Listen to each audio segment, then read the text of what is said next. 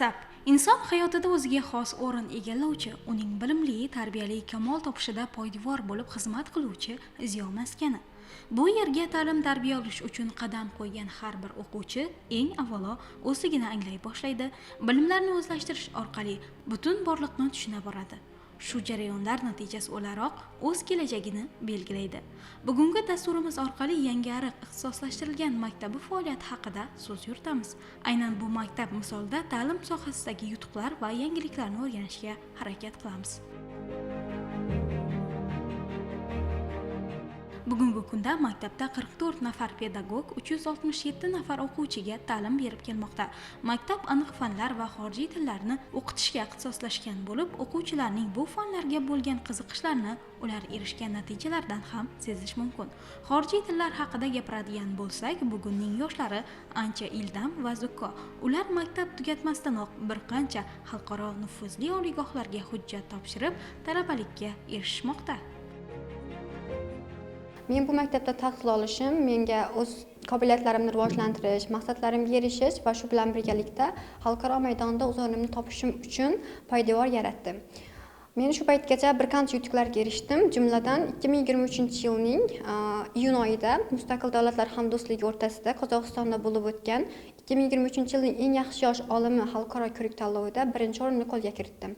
Va shu yilning o'zida Scientific Publication ilmiy tadqiqot markazining eng yaxshi, eng faol tadqiqotchi nominatsiyasi bo'yicha ham taqdirlandim. Va 2024-yilning yoz oyida Yoshlar ishlari agentligi tomonidan tashkil etilgan Top 100 Universities Camp loyihasiga qabul qilindim va bir hafta mobaynida Toshkent shahrida chet eldagi top universitetlarga topshirish bo'yicha bilim ko'nikmalariga ega bo'ldim.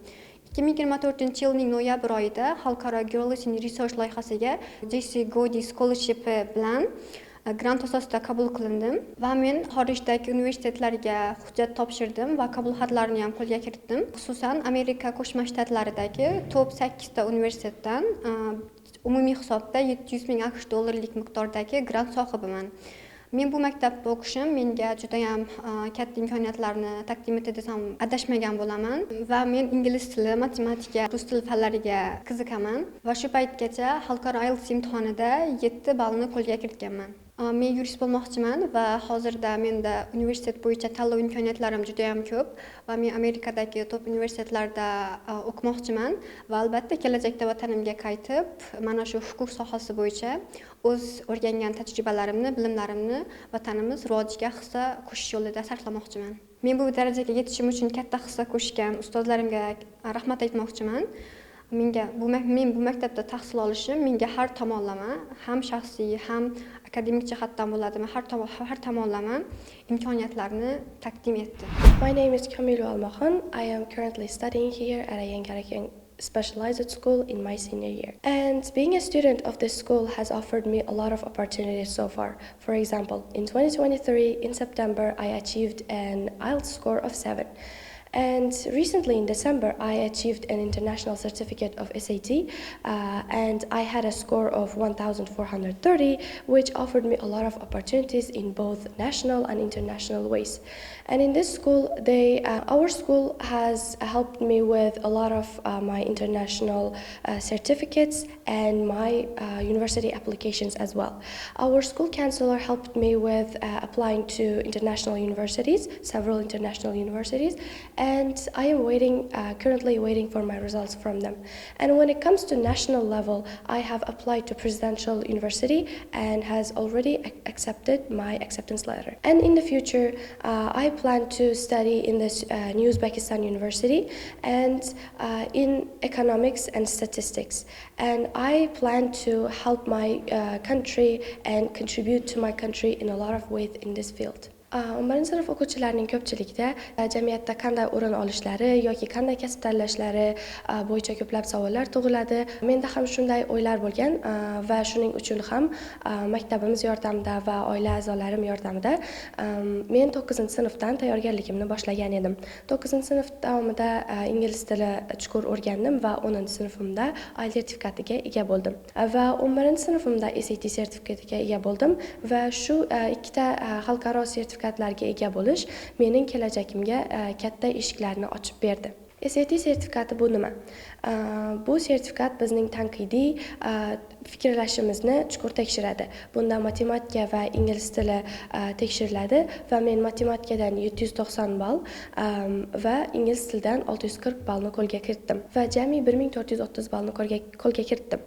Va SAT sertifikatiga ega bo'lish menga ko'plab imkoniyatlar yaratib berdi.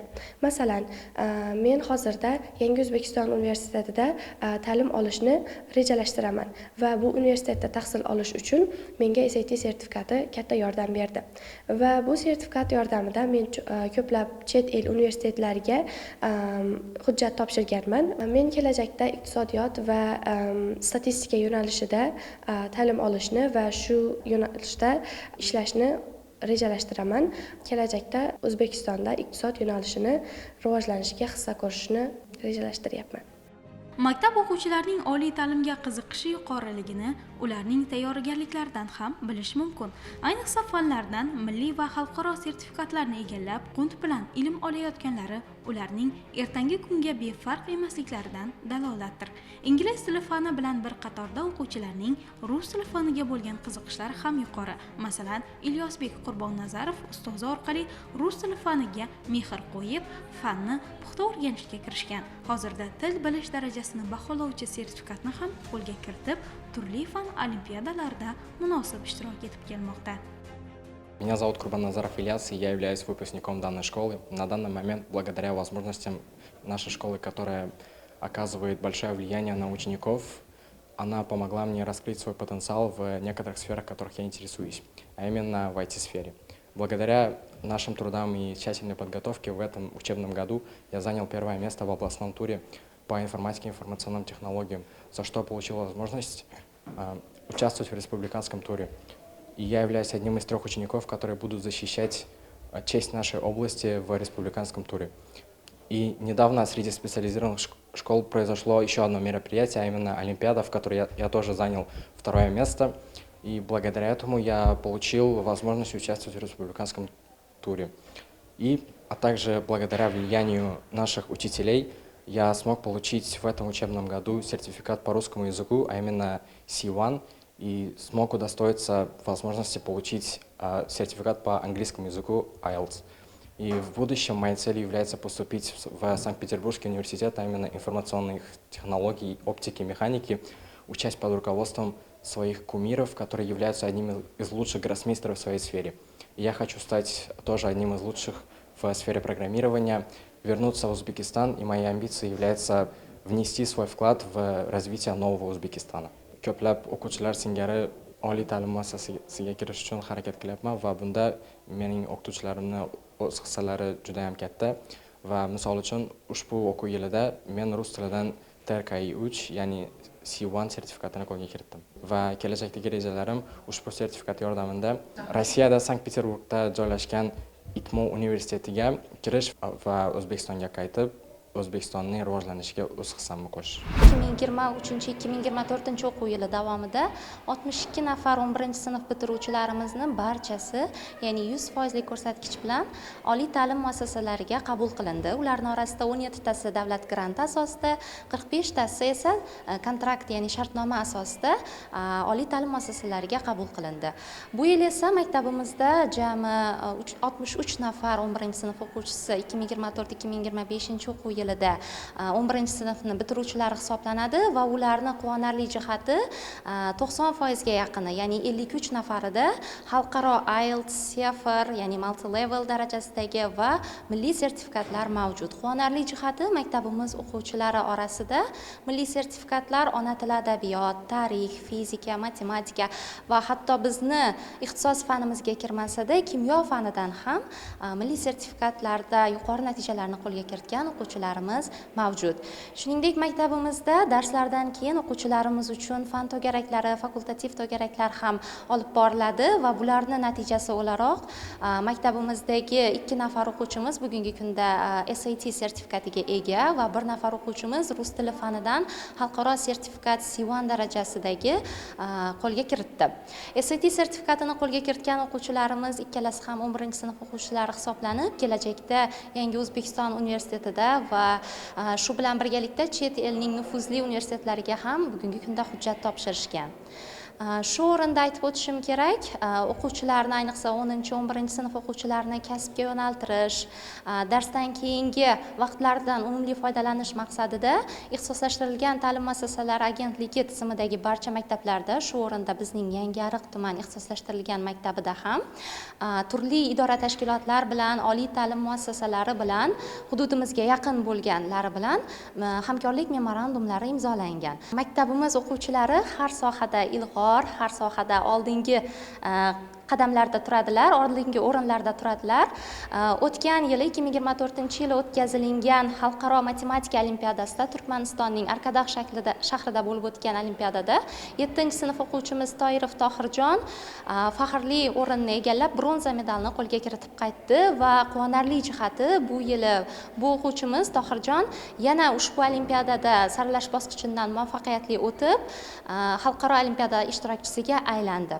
Shu bilan birgalikda maktabimiz o'quvchilari 5-sinfdan 9-sinfgacha bo'lgan o'quvchilarimiz orasida viloyat hokimi olimpiadalarida ishtirok ham juda faol va erishilib kelinayotgan natijalar ham ko'zni quvontiradi, chunki shu kunga qadar o'quvchilarimiz 50 dan ziyod faxrli o'rinlarni qo'lga kiritdilar shu 2024-25 o'quv yilini o'zida va o'zlarini bilimlarini namoyish qilib kelmoqdalar. Xususan, birgina olimpiadada, matematika fanidan bo'lgan olimpiadada 9 nafar viloyat g'oliblari bo'lsa, shularning 3 nafari Yangiariq tuman ixtisoslashtirilgan maktabining o'quvchilari ekanligi bizni albatta faxrlantiradi. Maktabimizning pedagoglar jamoasi ham har tomonlama salohiyatli hisoblanadi. Shu o'rinda 44 nafar pedagoglarimiz bo'ladigan bo'lsa, ulardan 31 nafarida xalqaro sertifikatlar mavjud va milliy sertifikatlar ham mavjud. A+ darajadagi milliy sertifikatlar, xalqaro sertifikatlarda IELTSda 7,5-7 ballik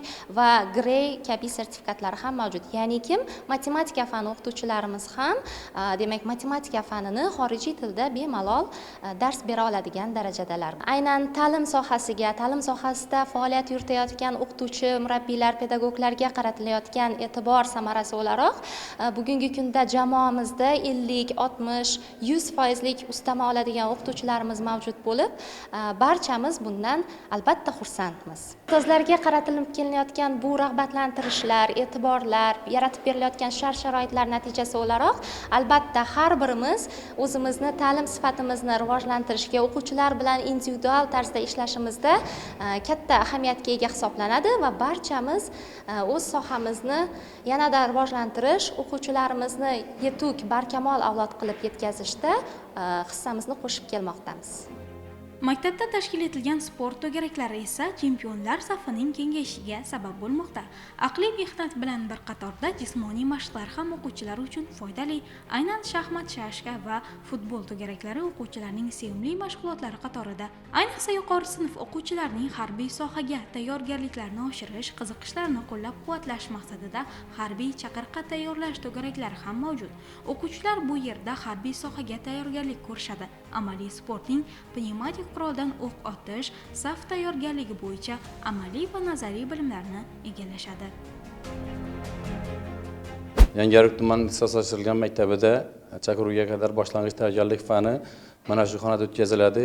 Shuningdek, O'zbekiston Respublikasi Prezidentining 2022-yil 2-martdagi PK 150-sonli qaroriga asosan maktabimizda vatan tayanchi otryadi tashkil etilgan bo'lib, bunda 20 ta 10-11 sinf o'quvchilari faoliyat ko'rsatadi. Hozirgi kunda bularga maktabimizda sport sohasida, ta'lim sohasida yangi kelgan o'quvchilarning maktabimizga moslashishi uchun har bir o'quvchiga quyi sinflardan 3 tadan 4 tadan o'quvchi bekitilgan bo'lib, vatan tayanchi otryadi harakatlari a'zolari bularga yaqindan ko'mak berib kelmoqdalar. Yoshlarni vatanparvarlik ruhida tarbiyalash, shuningdek yoshlarni milliy qadriyatlar, an'analarga sodiq qolgan holda yoshlarni vatanparvarlik ruhida tarbiyalash borasidagi ixtisoslashtirilgan ta'lim muassasalari agentligining 162 AF sonli buyrug'iga binoan Turan yo'lbarslari musobaqasi tashkil qilindi. Ana shu Turan yo'lbarslari musobaqasida vatan tayanchi otryadi a'zolari faol ishtirok etishdi. Bu orqali hozirgi kundagi yoshlarda amalga oshirilayotgan islohotlarga chuqur singdirish mana shu xonadan boshlanadi. Mana shunday ekan, mana shu maktabimizda ta'lim olayotgan har bir o'quvchilar albatta bugun kelajakda mustaqil O'zbekistonimizga munosib bir farzand bo'lib, vatanga xizmat qiladigan sodiq farzand bo'lib yetishadilar degan umiddamiz. Yosh avlodning kitobga bo'lgan qiziqishini oshirish borasida ham maktabda tizimli ishlar davom etmoqda.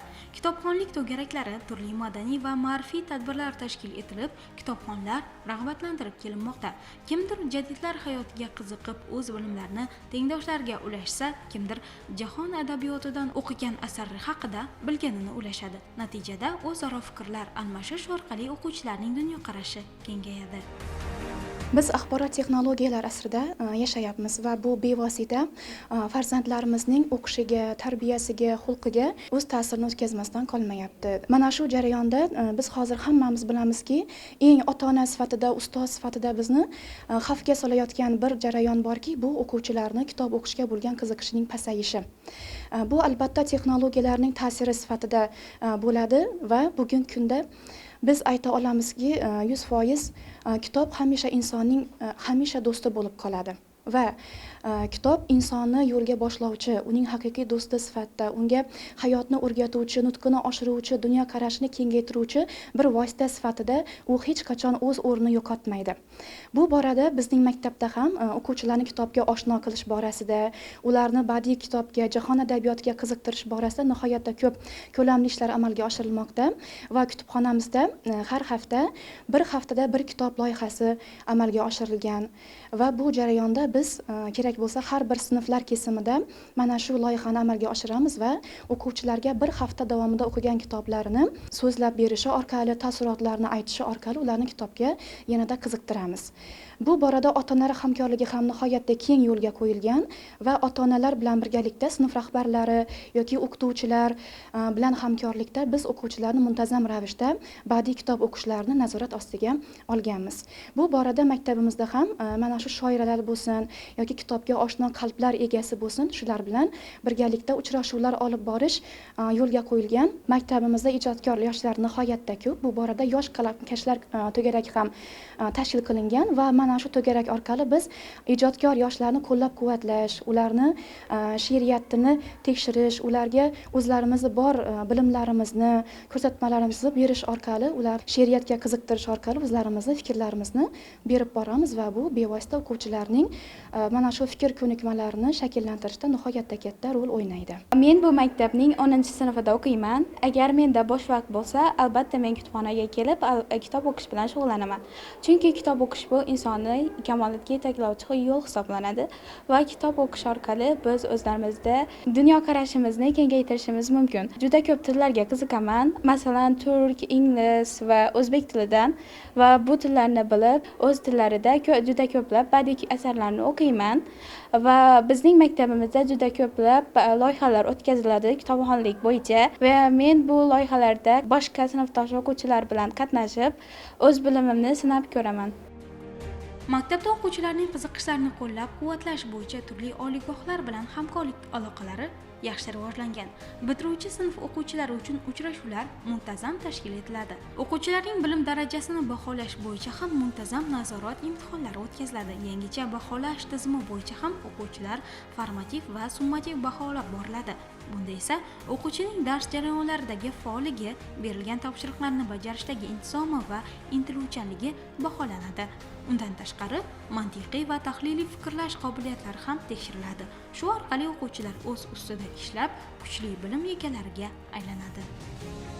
Maktabimizda ta'lim bilan birgalikda tarbiya jarayoniga ham alohida e'tibor qaratiladi. Bu bo'yicha maktabimizda bir qator tadbirlar amalga oshirilib kelinmoqda.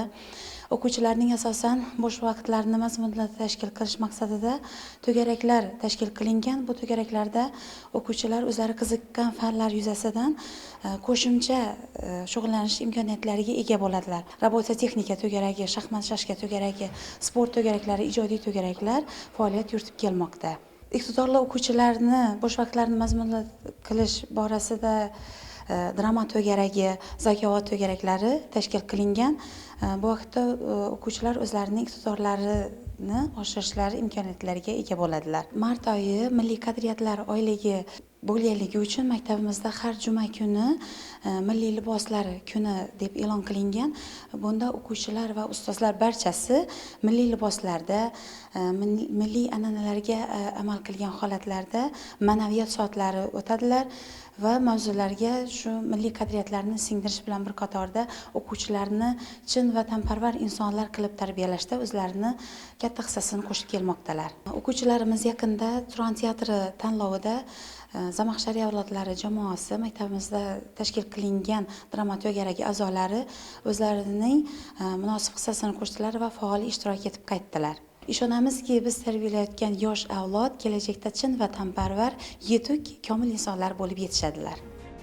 O'tgan o'quv yilida maktabni 62 nafar o'quvchi tamomlagan bo'lsa, ularning barchasi oliy ta'lim muassasalarida tahsil olishmoqda.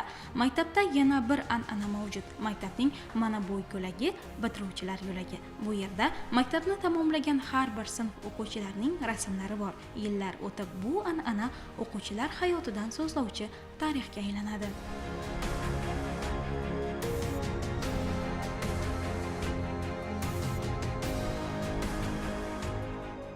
Bizim maktabimiz 1993 yılda Tümen Hakimi'nin 75. sanlık kararı bilen Mahmud Ez Zamaxshari namında açılgan. 1994 yılda birinci bitkazuvchilarimiz maktabimiz bitkazgan. Mana shu kichkina yo'lakni o'zida 1240 nafar o'quvchi oldingi 11 yillik paytimizda 1240 nafar o'quvchi bitkazgan bo'lsa, shuni qariyb 1100 nafari oliy ta'limga kirganlar. O'zbekiston davlatida qanday turdagi oliy ta'lim muassasasi bo'lsa, bizning bitkazuvchilarimiz bor. Bir maktabning o'zidan 2 nafar Zulfiya mukofoti sovrindori chiqqan bitkazuvchilarimizdan. 6 yil oldin bir nafar o'quvchimizda fan nomzod bo'lgan bo'lsa, bugungi kunda 23 nafar o'quvchimizda ilmiy daraja bor.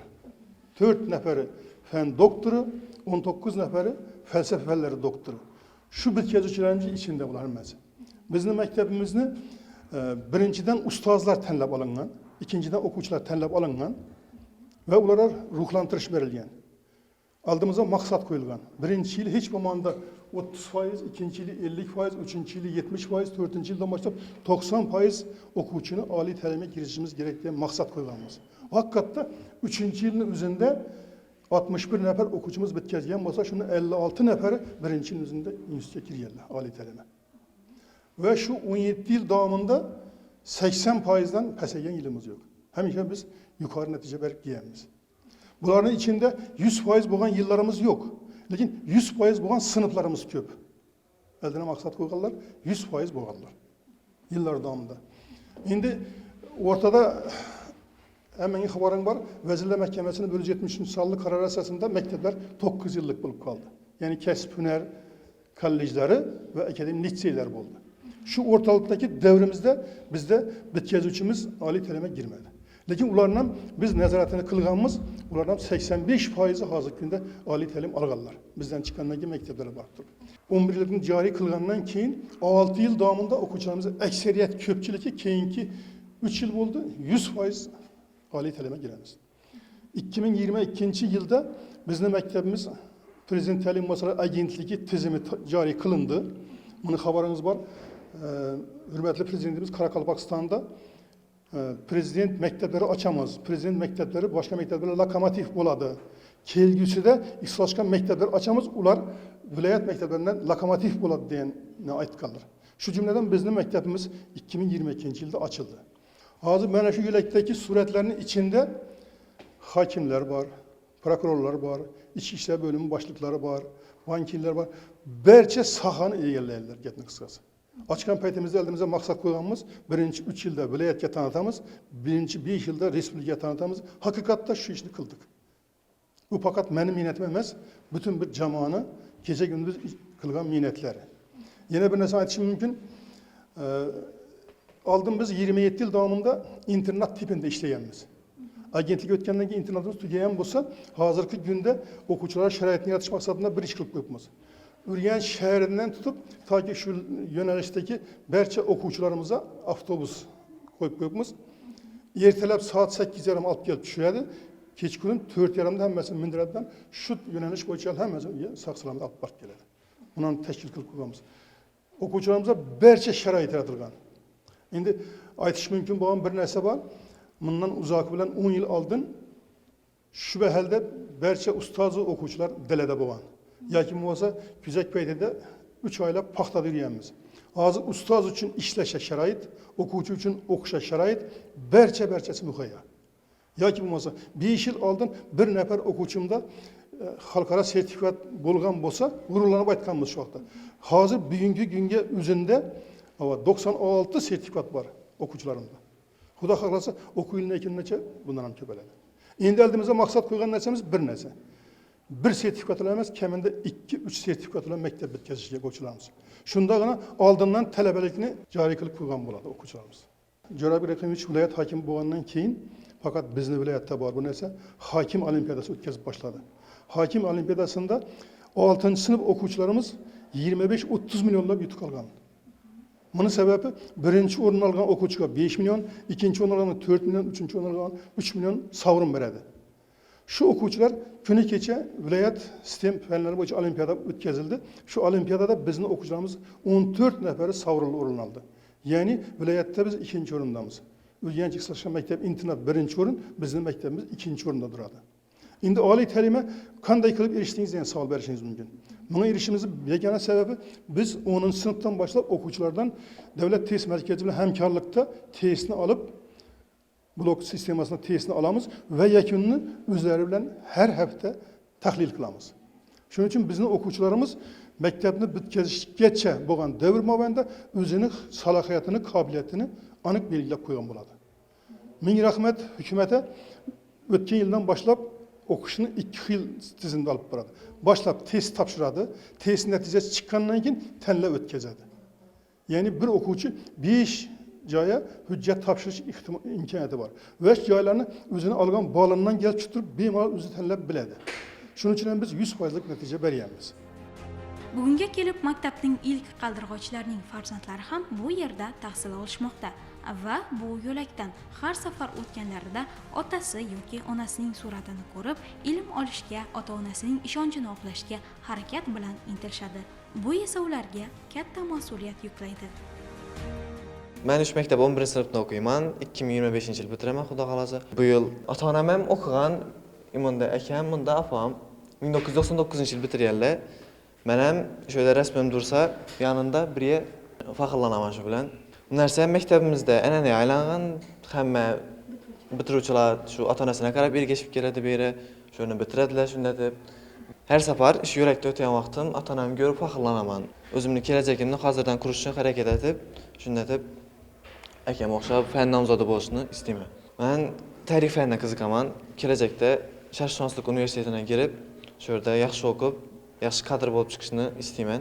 Maktabning 7-A sinfida o'qiyman va men 5-sinfligimda Qarshi shahridagi Prezident maktabiga 1-o'rinda qabul qilinganman va men 5-6 sinflarda o'sha yerda tahsil oldim. Ammo 7-sinfga kelib, ota-onamning ish masalasi tufayli Xorazmga qaytib kelishga majbur bo'ldik. Ota-onam menga qaysi maktabda o'qish bo'yicha turli tavsiyalar berishdi, ammo men Xiva tumanidan bo'lishimga qaramasdan Yangiariq tumanida o'qishni tanlaganimning sababi mening dadam ham mana shu yerda tahsil olganlar. 2004-2005 o'quv yillarida bu yerni tamomlaganlar. Kelajakda ingliz tilidan oliy toifali o'qituvchi bo'lishni xohlayman. Albatta, otam va onamni ishonchlarini oqlab, yuksak martabali inson bo'lishni xohlayman. Oydin va ravon hayot yo'li ochilishi uchun yoshlar ko'p kuch, g'ayrat sarflashi, eng asosiysi ko'ngliga yoqqan, jamiyatga zarur va foydali sohani tanlashi lozim. Shu bois maktabni bitirayotgan yigit-qizlar qanday kasb egasi bo'lish to'g'risida ko'p o'ylaydi. Mamlakatimizda esa turli kasblarni egallash uchun barcha shart-sharoitlar yaratilgan. Faqat bu imkoniyatlardan oqilona foydalanish va hayotda qo'llash zarur.